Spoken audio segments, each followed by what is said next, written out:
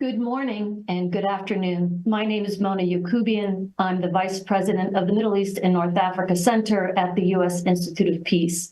It's my pleasure to welcome all of you to this very important webinar marking the one-year anniversary of the catastrophic earthquakes that hit Turkey and northwest Syria.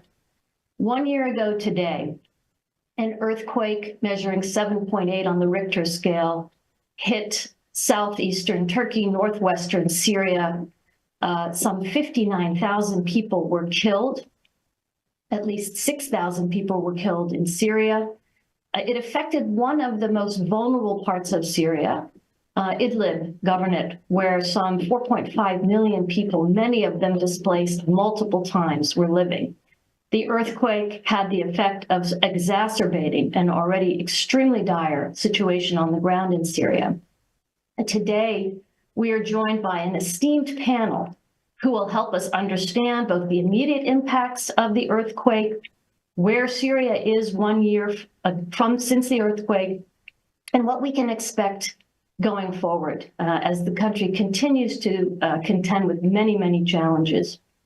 I'm happy to welcome Dr. Mufaddal Hamadeh, who is the president of the Syrian American Medical Society, or SAMS. Based in Chicago, Dr. Hamadeh is a practicing physician. He's board certified in medical oncology and hematology. Dr. Mufaddal arrived in Turkey less than 1 week after the earthquake to assist with relief efforts. Dr. Bashir Tajaldeen joins us from Idlib in northwest Syria. He is SAM's country director for Turkey and Syria. He's a medical doctor with a master's degree in internal medicine, and he's been working on the humanitarian response in Syria since 2012.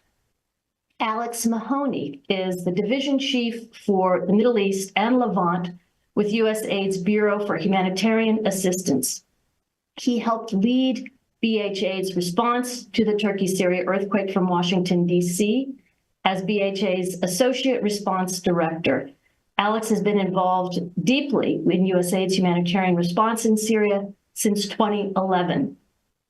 What we'll do, I'm going to engage our guests in discussion for about a half an hour or so, and then I'd like to bring in questions from all of you tuning in online. Please note you can ask your questions in the chat box that appears on the event page. So with that, Dr. Mufaddal, I'd like to start with you. Maybe first say a word or two about SAMS for those who may not be familiar with SAMS, and then maybe talk about your own direct personal experience having traveled to Turkey just after the earthquakes. Thank you very much. I appreciate this opportunity.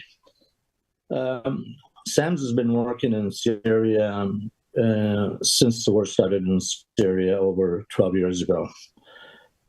Initially, SAMS was established in 1998 as basically a medical society organization that has roots in Syria and tried to help the Syrian people in education mainly. It was more like a social club. But after the war started, SAMS transformed itself into building a network of healthcare providers inside Syria during the most difficult days and times of war. So we helped build field hospitals. We supported the staff that are helping the victims of war. We helped establish essential needs clinics and field hospitals. We even built underground hospitals to protect them during the days of war. We built cave hospitals. So we have a vast experience in going through all those stages of the war, supporting our staff, supporting the doctors, supporting hospitals, building clinics. So, you know, our staff are very well used to war, destruction, collapse of buildings, used to receiving very sick and critical conditions of war. So the earthquake came, and it was basically an exaggerated experience for them. And they've never seen anything on that scale, that big, before. In addition, the earthquake itself was the scariest thing they ever experienced. As many people told me, it was much worse than the barrel bombs they faced, more worse than the chemical weapons attack that they were subjected to. The fear that an earthquake can instill in your heart and body and mind is nothing like you can ever experience in your life. So a lot of destruction happened in a very vulnerable area, as you have said before. Basically, these are, an area that is underserved in terms of healthcare infrastructure. But our experienced staff and dedicated staff worked day and night over the ensuing, 24 hours after the earthquake and the days after. And they've done a remarkable job of saving as many lives as they could. Obviously, for us here living in the U.S., the leadership of SAMS was extremely concerned, knowing how much of a dire need they need, how much help they need. So we established a warehouse immediately and received tons of donations from a lot of people. And then our team, our president then traveled to Syria the next day, and he met with the local leaders there, mainly the White Helmets and the Syrian Forum, and they formed a kind of a union to work together and to try to help solve the problems. That was very effective immediately after the earthquake. So we had to, we were able to provide some help and needed equipments, but that was a trickle of the need that they needed at that point. One thing is notable is the first international aid arriving to Syria was over 7 or 8 days after the earthquake. Very sad, because the Syrian people were practically left alone. They were left to their own devices. Luckily, with the help of the White Helmets, who had a great experience in recovering after collapsed buildings, and the help of the community providing all they needed in terms of heavy lift equipments and that stuff, helped save many lives. One thing that happened that after I talked to the White Helmets, said we were done removing people from underneath the rebels much sooner than the Turks. And for one reason is we don't follow safety standards. We go in, we expose our lives to danger, we are ready to sacrifice our lives to get the people out. So they were, and that's how they used to do it for over the last few years. Anyway, so we had a great, the infrastructure we built, even though this whole experience exposed many gaps in it, but it was strong enough to be able to withhold a few days and help save many lives as they can. We arrived there, obviously we got to the hospital, we met some of the victims that were there, and I can't forget the few moments that was extremely emotional for us. The one thing that surprised me more than anything else is how numb people were. I'm looking at the victims and seeing the people, the children who lost everything, lost their parents, and my tears in my eyes, and everybody else is very numb. And I experienced that before when I went to Syria after major events, after bombardments, and it was sad to realize that those people in Syria got used to tragedies. It's not new to them. It's a normal life for them, as if death, destruction, and loss is their normal life. And it's been that way, unfortunately, for the last 12 years. Moving forward, I think the earthquake had a lot of good effects. And it's a silver lining, we can say that. Is on one hand, we've seen a lot of help from the international community, from especially the American community here. The donations poured in, and we were able now to establish medical missions going to Syria every month since the earthquake, and I just was on the 12th medical mission since then. That opened up the borders, and we've seen some of the gaps in there that we were able to fill now, and we can talk about it more. So we have enough money, we have enough support now to build a brand new hospital, a brand new cancer center, a brand new radiation oncology center, and we have a dream now to build a SAMS city that after we bought over 12-acre land, and we're started the construction process now.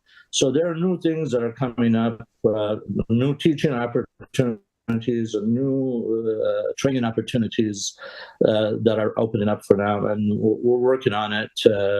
Unfortunately, I visited Jindaris, the area that was hit the most since the earthquake. The rebels gone, but no construction started. The tents that were erected there, the refugees are still there, and their condition hasn't changed much. Thank you. Thank you so much, Dr. Mufaddal. You've unpacked quite a lot that I want us to dive into more deeply. We are going to turn back to certainly where things are today, and also how organizations like SAMS are thinking about engaging on these many challenges going forward. I would, though, like to turn to Dr. Bashir at this point. And Dr. Bashir, you are joining us from Idlib. Where were you when the earthquake hit? It would be, I think, for someone that experienced it directly, I think it would be helpful for our audience to understand the enormity of that earthquake, and then understand from your perspective there on the ground how you were able to mobilize. I think Dr. Mufaddal raised a very important point that it took 7-8 days before any sort of international assistance made its way into Syria. And so I think it would be useful for us to understand from your perspective there on the ground what that situation looked like and how you were able to mobilize and also work with the White Helmets. Dr. Mufaddal's mentioned the White Helmets, Syria's first responders who operate in opposition-held parts of Syria and do enormous work saving people from barrel bombs and other things. They, of course, as first responders, then turn to earthquake rescue, search and rescue. So please fill us in on how it was from your perspective. Hi, good morning, everyone. Usually I'm based in Gaziantep, and I was in Gaziantep when the earthquake happened. Usually, as any normal day, was sleeping, preparing to wake up and say goodbye to my children and kids going to their schools, and I start my work, going to the office. But unfortunately, at that early morning, it was cold weather, and it was alarming to a snowy storm in the city and southern of Turkey as well. Unnormal. We woke up about 1.5 hours earlier than we supposed to wake, but everything around us was shaking. Unconsciously, me and my wife moved directly to the kids' rooms and making sure that they are okay, taking them and taking them out of the house. At the street, we found hundreds of people, our neighbors, just in the cold weather in different uniforms, and just staring at and trying to recognize what's happening. A lot of children were in the cold weather. So directly, as well, as soon as we are in the street, start to communicate with my colleagues. I'm working with the team of about 200 staff responsible to also supervise and support more than 2,000 staff in the health facilities in Syria, where we are implementing our program. So also making sure we have communication with everyone, but really at that first 30 minutes or 1 hour, we start to receive a lot of tragedies.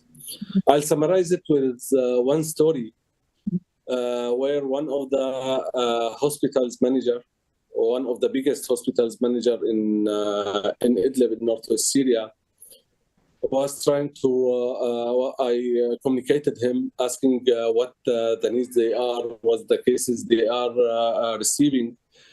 He was at that time in Idlib at the hospital, while his family, his wife and 3 children, including 1 newborn kids around 1 month age, were based in Antakya. Mm-hmm. And he just told me that I get some news that our neighborhood have been destroyed totally. So please make sure you are communicating with my family. We have a lot of cases, hundreds of cases at the ER department. We need to respond. So please, it's your responsibility. Just make sure that my family are okay. So at that time, you can manage that balance between doctor who is trying to help people who have been affected by the earthquake in Syria, while his family are living in Turkey, and they are in also one of the most affected cities and communities. Unfortunately, at the next day, the rescue teams could find his 2 daughters, while he lost his wife and his newborn kid. And then he continued his work. And this is the situation of all the health care providers, including physicians, nurses, midwives in northwest Syria. On the other hand, on the other part of the borders, at the first 2 nights, we spent the nights in the open settings, in temporary shelters, in cars. So we have almost about 85 staff members here in Gaziantep office, and they need to respond to the crisis. So they were trying to communicate with the partners, donors, with the field around the time to make sure that they are providing the support while their families are in need for them.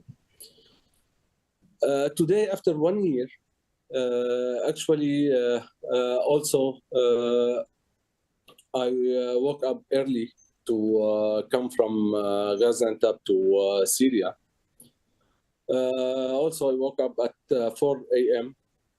And after a few minutes, I just checked my laptop and start to receive hundreds of notifications of friends and colleagues who are recalling and remembering their beloved persons and their colleagues who have been lost last year.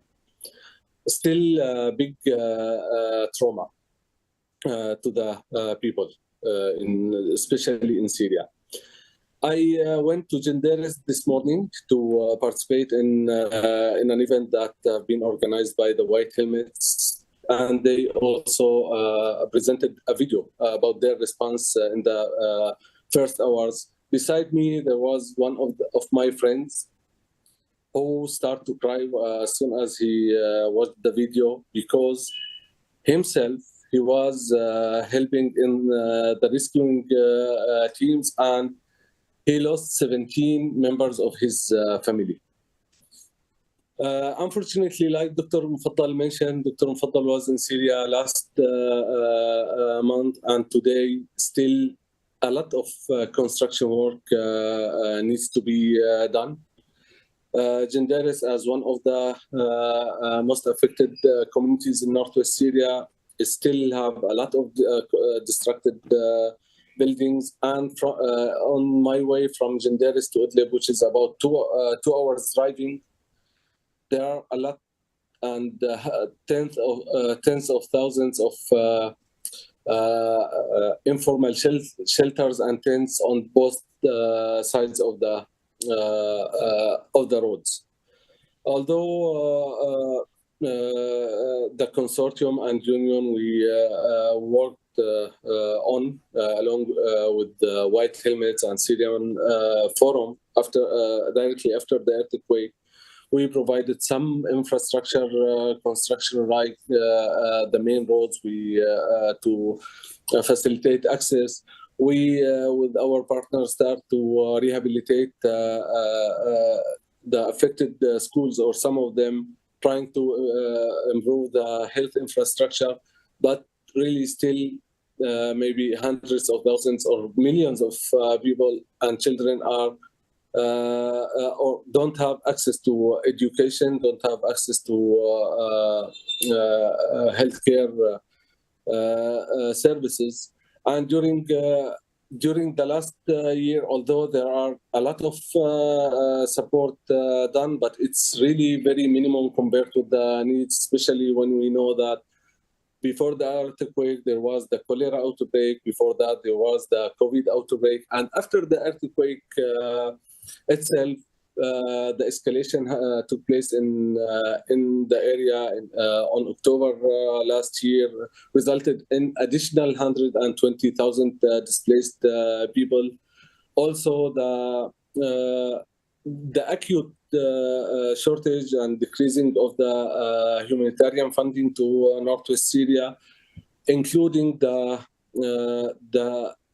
big cut of the WFP program, and that will threat and start to threat the food security.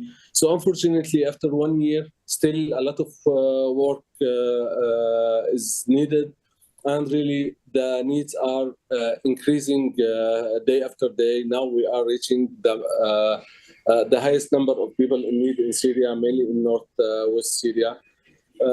So it's again an open call for all of us to increase our participation to those people in need. Thank you. Thank you, Dr. Bashir. I wonder if you could just, in the immediate aftermath of the earthquake, could you speak a little bit more about the role of the white helmets? Because I think folks should understand that these first responders really played a heroic role in the absence of any sort of international assistance, at least again in that first week or so. What was your sense of what role the white helmets played in terms of search and rescue efforts? Actually, the white helmets teams, I can, as I told many of them today when I met with them, you are doing exactly what the midwives and the obstetrician is doing. You are taking the new lives, but not from the womb of a woman, but you are taking those lives from under the rebels. They have very limited resources. They didn't receive the support of those heavy equipments usually used in such disasters, but they really used their willingness to help the people, using their hands, their simple tools, just to save whatever they can save. And they, at least in the first 5 days, they worked around the clock. They didn't stop any minute. They are just like the doctor I spoke about him, who lost his wife and his new parent kid. They are the same. They lost their family members, but they also continue to rescuing lives and provide the support, taking the injured people from under the rebels and referring them to the health facilities to be treated. So without their contribution, the healthcare worker could not also provide or continue the life-saving services. So this is in brief their initial work at the very critical phase. And then in the second phase, they start to open the main roads so the other sector could go and provide the services and assistance to the population in the collective centers or the settlement camps or informal settlements. And their third phase was to removing the rebels. So they played and still are providing a lot of important work. Thank you, Dr. Bashir. Alex, if I could turn to you, maybe you could provide some insight from your perspective at USAID, sitting in the Bureau of Humanitarian Assistance, in terms of what were the challenges that USAID was faced with in the immediate aftermath of the earthquake, particularly, again, trying to get assistance into Northwest Syria? What were the unique challenges that you all found yourselves confronted with in that situation? Sure. Good morning. First, let me just say thanks, Mona, to you, to USIP and SAMS for hosting this event. I think it's really important that people continue to recognize that Syria remains a major humanitarian crisis, and it needs our continued attention. I'll talk about the challenges, but I first want to talk about how we responded to this immediately after the earthquakes hit Turkey and Syria. We mobilized a DART, that's a disaster assistance response team, which is a team of specialists that are trained to respond to disasters around the world, and that included a large urban search and rescue component. So our response focused from day one on both Turkey and Syria. The DART comprised more than 200 staff at the peak, and that included incorporating an existing team that we have for Syria that operates out of Turkey and Jordan to help respond to the ongoing crisis in Syria. The assistance we provided for both countries totaled more than $242 million, and that was for food, health, shelter, water, sanitation, and other life-saving support. With that support, for example, the UN World Food Program has reached 2.7 million people with hot meals and food rations, as well as with multi-purpose cash assistance.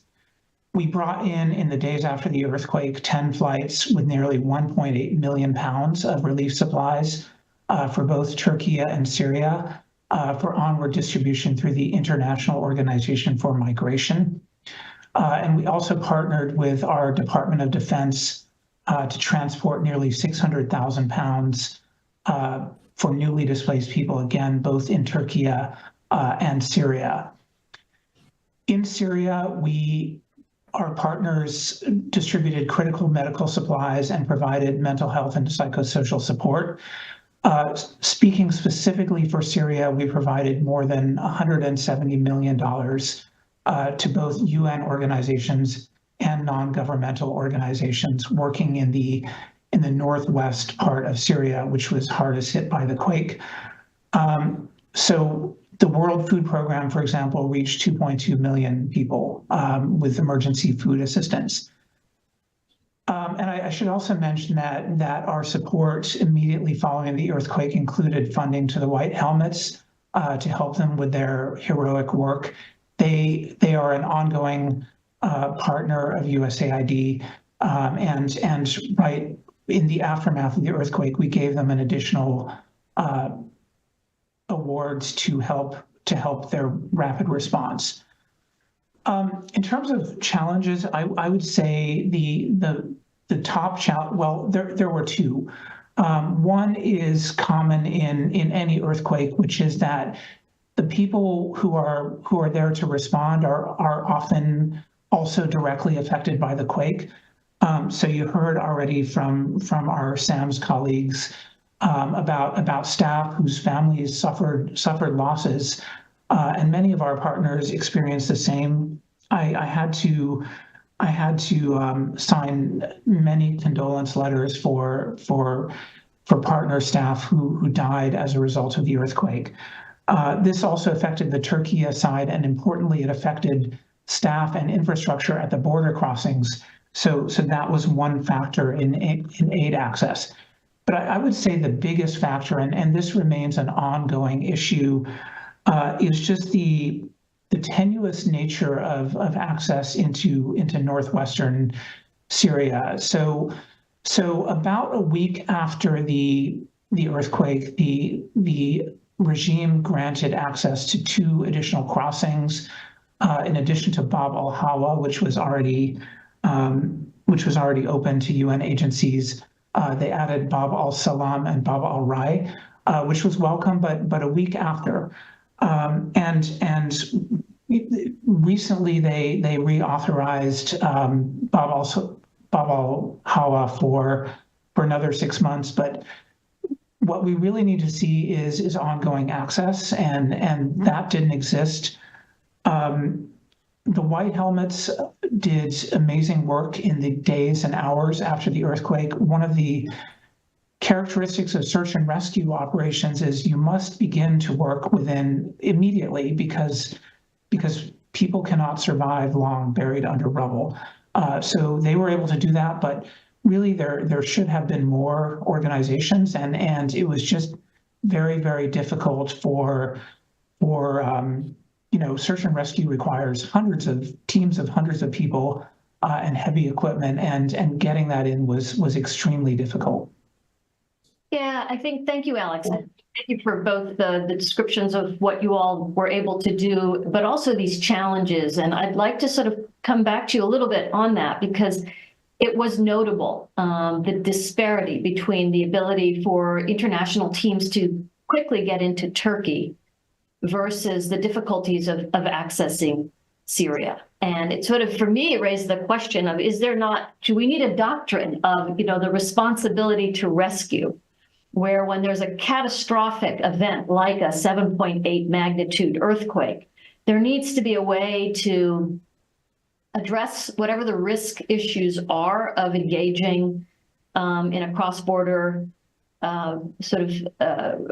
assistance mechanism, so that people in need in those precious early hours after something like an earthquake, which really means the difference between life and death, are able to access, that search and rescue teams are able to access people much more quickly. I don't know if there's any thinking going on within USAID on, should there be another such disaster in another conflict zone, how to address these kinds of almost legal restrictions that impede the access of aid immediately following a natural disaster. Is there any thinking going on at AID about that? So this is something that we think about and work on all the time. I think what makes Syria unique is the issues around access to areas that the regime does not control. And until July of 2023, there had been a UN Security Council resolution for at least one of those crossings. One of the things that we have advocated for is that we need to see those crossings formalized again through a Security Council resolution. Right now, access remains tenuous because it's dependent on the Syrian government continuing to agree to permit aid to come through. So I think that's the most critical aspect of it. In most countries, there is an understanding with governments that when something catastrophic like an earthquake happens, you need to get bureaucratic obstacles out of the way, and allow teams to come in and allow them to do their work. So it's rare that we see challenges like we did in Syria with just days and days needed for substantial aid to get in. So I would advocate revisiting those resolutions, most importantly, but ultimately there also needs to be an enduring political solution to the conflict in Syria. This comes in the context of a humanitarian crisis that has lasted over 10 years and has left people incredibly vulnerable, which also contributed to the difficulties in responding to the earthquake. Thank you, Alex. Dr. Mufaddal, I'd like to turn back to you. You've been making several trips back and forth to Syria, and I want to understand, how SAMS is prioritizing where does the greatest need lie? And in particular, I think I would highlight, I think as Alex has also alluded, we're seeing actually humanitarian need increase in Syria. The numbers of people who require humanitarian aid has actually increased in 2023.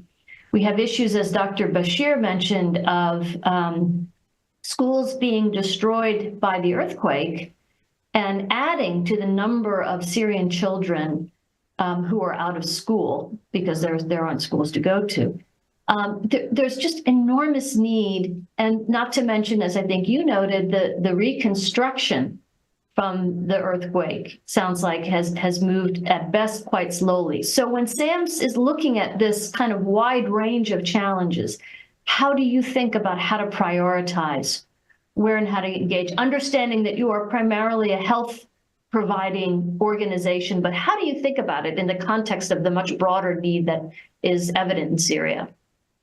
Yeah, thank you. It's a million-dollar question. But before I start answering this, I want to take this opportunity to thank USAID for all the support they have given us over the years and the extra $2.2 million, I guess, after the earthquake. Their support has been essential in maintaining our function and work in Syria, northwest Syria, over the years. Going back to the question, when I was asked once, what do the people in Syria need the most at this point? And my answer was hope. Yeah. I think the problem is with Syria is the uncertainty right now, the uncertainty that has been going on for years. We enjoyed a relative calm for the last 2 years, and many changes happened with that relative calm in the last 2 years. So if we can be assured of a future, then people can start thinking about building their future. The most heartening thing is when you ask a child in Syria, what do you want to be when you grow up? And he says, nothing, because I have no future. So this is the most important thing for the people now, is to believe in a future. And from the healthcare-wise and health infrastructure is, I think one thing that is missing, and I think that needed the most right now, is psychosocial support, psychological support to many people. I mean, the Syrian people are probably the most resilient people that I've ever seen and witnessed in my life. I have never seen more resilient people than the Syrian people, but you keep on relying on their resiliency, it doesn't work anymore. There has to be some more psychological support. Children is the biggest disaster for Syria over the last 10 years. I call this generation of children as the lost generation. They lost school, they lost their friends, they lost their families, they lost their communities, they lost their support, they lost everything. You see many children working now, and they left school because they can't find enough to eat for schools. Mental health for children, children with disability is a big thing that we're going to try to work on. Many children with disability, whether mental, physical, and psychological, a lot of those that we're started working on. For healthcare-wise, we need healthcare infrastructure. The hospitals we have now, we're supporting. They're doing a tremendous job. We're building new hospitals, renovating new hospitals. That's not enough. It's time for us to build quality healthcare services, quality constructions. And that's why we're working on training doctors. We have fellowship programs. We have residency programs. In whole entire Idlib, there's Northwest, there's only one psychiatrist. There are no pediatric oncologists treating cancer patients. So we are training pediatric oncologists. We're sending them to Jordan to train at King Hussein Cancer Center. We graduated 2 new hematologist oncologists so they can treat cancer center. There are certain diseases are not covered by aid, they're not covered by grants. We have to dig into private funds in order to cover cancer was a big thing. And that was a very vulnerable thing when the borders with Turkey were closed. People's lives were endangered, and cancer patients found no way to get cancer. Now, because of expanding our cancer program, our oncology program, we're getting some grants for medical oncology, for kid care, for drugs. We'll be able to provide more people with the care they need at home. They don't have to travel to Turkey to that. So that exposed many things. And immediately after the aftermath, dialysis kits were missing. We didn't have enough dialysis kits. We didn't have enough dialysis machines. With crushed wounds, injuries, many patients went to renal failures, and that was the biggest problem initially after the earthquake. So now, with the support we had after the earthquake, SAMS decided that we're going to build now a new infrastructure. So we're embarking on a new hospital now. After we bought the land, we're building a 450-bed hospital. It's going to be the state of the art, and it's going to have to be American standards. It's not going to be field hospital standards anymore. It's the people of Syria and the doctors in Syria deserve better. So we're going to build a cancer center also, and we are building teaching institution that trains doctors to lift us level of healthcare services to the level that is standard worldwide. And we're getting a lot of support. The doctors in Syria are excited about it. We're getting help from the community. Moving forward, I think, we need to invest in our own communities there. Two examples that I learned recently about how we can do that, especially in light of declining aid to Syria, is one is we just opened up a new clinic, a new small hospitals, and then a CAT scan, state-of-the-art CAT scan in a small village in Syria called Syrian. The whole community was so excited about it. The landlord came to us and said, "I don't want any more money. I will give you the land for free. I will do everything." And the whole community celebrated this new machine, and they expressed their will to do everything they can to help us expand and bring in more healthcare services to Syria. So we're going to need to change the mentality from the receiving to the giving to partnering with the community, just like happened after the earthquake when all the contractors, have the private heavy equipment machine came to the White House and said, "Here's our machines. They're under your control. You can, under your service, do anything you want to help people." I think that's, providing hope, stability, training people to be able to be dependent and to wean them off of aid. It's an extraordinary effort, and I want to explore that a little bit more deeply. But you mentioned something that actually connects a bit to one of the questions that's being asked, which is you talk about building Syria, Northwest Syria is in dire need of healthcare infrastructure and building hospitals, and you said building them to American standards. And the question that's in the chat that I want to sort of pose to you, but also maybe to Alex, is apparently in parts of Turkey, those buildings that were earthquake compliant fared much better. Those buildings that were built to code, in other words, actually did much better in the earthquake than when there were, shortcuts taken.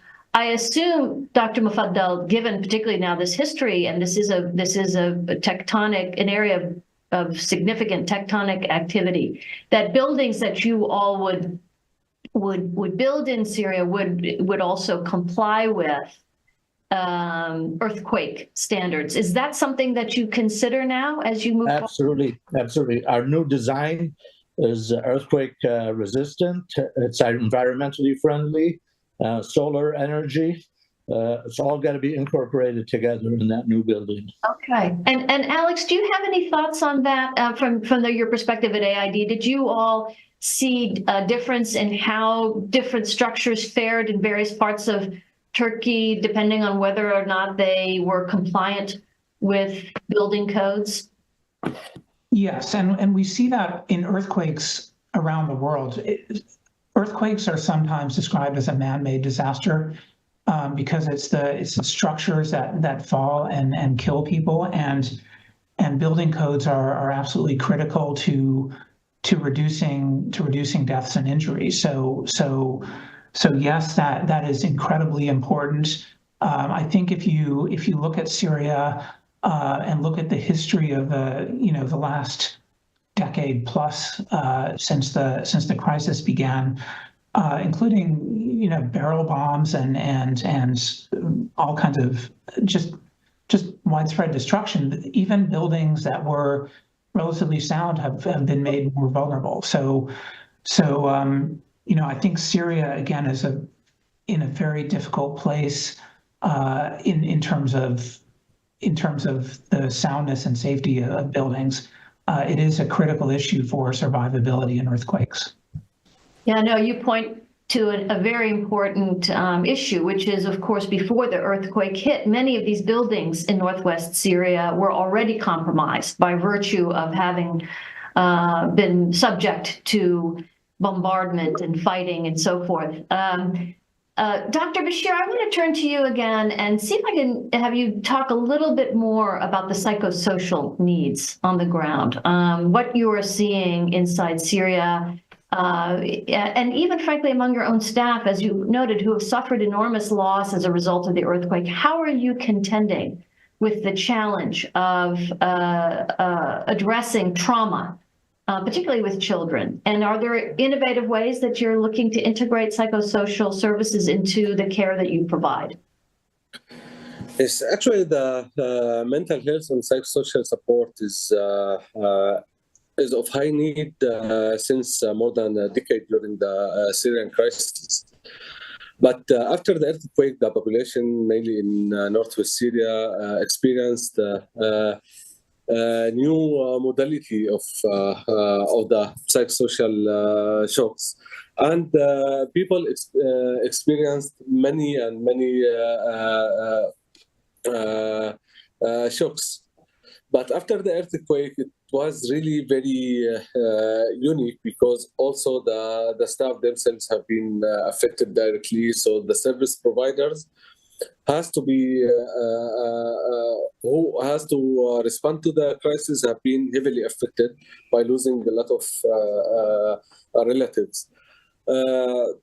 And that was obvious for us, because after a few months of the earthquake, we did some surveys. There is a high burnout rates among the service providers. And even within the beneficiaries, we are facing new or higher level of PTSD, or post-traumatic stress disorder, more mental health disorders. We need more needs and more disorders, mainly with the children. At the same time, we have a huge lack and a huge shortage of the service provider, mainly for the mental health and psychosocial support. Like Dr. Mufaddal mentioned, in Idlib, only there is one psychiatrist for more than 5 million population, which is hugely under standard. But also for the psychologists and psychosocial workers, usually this sector in the health system in Syria is ignored and was not very grown even before the crisis. So the needs was and still very big and huge. What we did as a first response, for example, in SAMS, we have different offices in the region. So the teams from different offices stepped in and provide the support and those peer support to the service provider, that also helped a lot in relieving the stress to the provider and providing support, in addition to other initiatives. Personally, for me, I found the most intervention that helped me to relieve some stress is the flexibility provided from the leadership of the organization. So go and use all the resources you can. Don't even look after. So I have this flexibility that gives me more hope. But at the community level, because we have a shortage of staff, we already started around the earthquake some community programs that one of them is the CETA program partnership with some universities, the Johns Hopkins University. It's this approach is just to train the local women at the community to provide psychosocial support to their peers, women and children, which is very unique program, very useful program, and we expanded after the earthquake again. Also, on the other hand, because we have a lack of the staff, although we expand and integrated the psychosocial support in all our activities, including outpatient, inpatient, primary healthcare, and secondary healthcare, especially for the patients with non-communicable diseases and chronic cases like the cancer and the cardiac diseases. We are integrating the psychosocial support services. But on the long run, also, we initiated a long-term educational program targeting many branches of the MHPSS, including psychiatric nursing, clinical psychologists, and psychosocial worker. So we are also working on the long-term education and training program, so we can also provide the community at large with the human capacity to expand those programs and meet some of the needs. But it's really one of the very big problems in Northwest Syria is the mental health, psychosocial support, stress, and also we have high rates of drugs addiction. We have a high rate of suicide as well, which is also increased after the earthquake, relatively. But the root cause also is, in my opinion and many others' opinion, is what Dr. Mufaddal mentioned, the lack of hope. Yeah. Well, I want to, before turning to Dr. Mufaddal, because I'd like to give you, Dr. Mufaddal, the last word, I do want to turn briefly to you, Alex. You've been covering Syria since the start of the conflict. The conflict will enter its 14th year next month. And we're seeing significant issues with diminishing humanitarian aid budgets, donor fatigue, competing needs, both in the region and around the globe. The WFP, for example, is slated to phase out, I think I understand, a significant amount of its funding for Syria in 2024. From your vantage point at USAID, how do you view how to address these significant challenges in Syria going forward in an age of diminishing assistance budgets? Thanks, Mona. That is a good question and a tough one. One of the things that we are facing, I think the world is facing, is just an era of growing humanitarian need. We've seen multiple new crises spring up in the last few years, growing numbers of people in need and declining budgets. So that is the overall context that is driving some of the reductions that you referred to in Syria. For us, what we are continuing to do, first of all, we remain committed. I want to emphasize that to responding to the crisis in Syria. But I think we all need to think about how to change how we respond, and we need to think about bringing new donors to the table to address the growing needs in Syria and worldwide.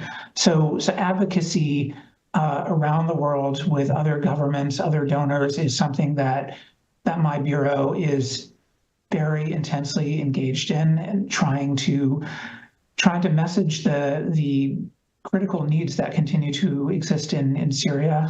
That's one of the reasons I'm I'm here today and why this is so important that we have this discussion. So that is one part of it, and then the other part of it is there are different ways to provide humanitarian assistance. There are ways that we can be more effective and more efficient in terms of costs. So we just need to all think about that and work together more closely than ever to be as efficient as possible. I think increasing the size of the donor pool is the most important thing that we can strive for. So I think with that, with our remaining few minutes, Dr. Mufaddal, I'd like to turn to you because you lead a Syrian American diaspora organization that is playing a critical role on the ground in Northwest Syria. And I think in many ways, you are addressing precisely the kinds of gaps, although they're enormous, that Alex has pointed to. In your just few minutes of concluding comments, could you let us sort of understand, you've given us already some different, very creative ideas that SAMS is thinking of. How do you see the future in Syria and the role? How do we move forward? It is a very tough question, but listen, I don't want to diminish the need of aid to Syria, although, and a meeting that is focused on aid to Syria. But the Syrian people are very creative, hardworking, and very smart. Given the opportunities, they don't need aid. They can thrive. They can do a lot of good things. The biggest example of the Syrian population, Syrian people, is the Syrian American community here. This is a great community. What SAMS have provided to the Syrian people and what was able to do over the last 12 years, I don't know of any other organization in the world or in the Syrian history that was able to do what SAMS have done to the Syrian people. We treated 22 million people over the last 15 years. We saved thousands and thousands of lives. And that we're just an example of what Syrian people can do if they were given the opportunity to thrive. I think of all we need to do is try and find a solution, give them a chance to live.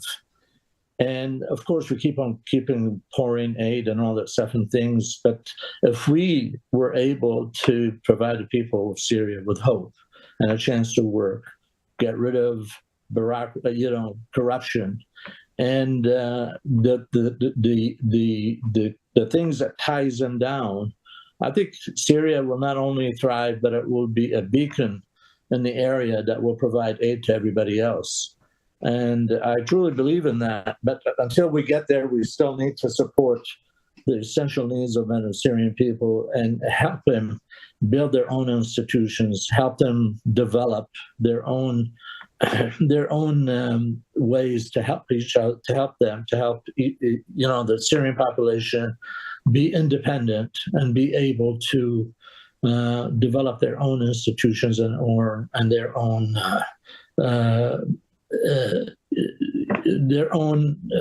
ways of doing things, so they can be able to be eventually independent.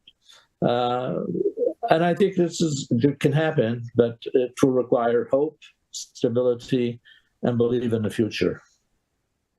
Dr. Mufaddal, I want to thank you for helping us end this on a hopeful note, because I think I would certainly agree with you. That is really critical for the Syrian people going forward.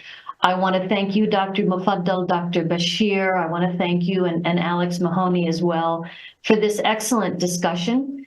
Syria does not really get the attention it needs, I think, in this day, given all of the other issues in the region and around the globe. So I thank all of you for your time and your tremendous insights in helping to illuminate where Syria is 1 year after the February 6th earthquake. Thank you very much, and thank you to our audience for participating in this very important discussion. I wish everyone a pleasant rest of your day. Thank you. Thank you for this.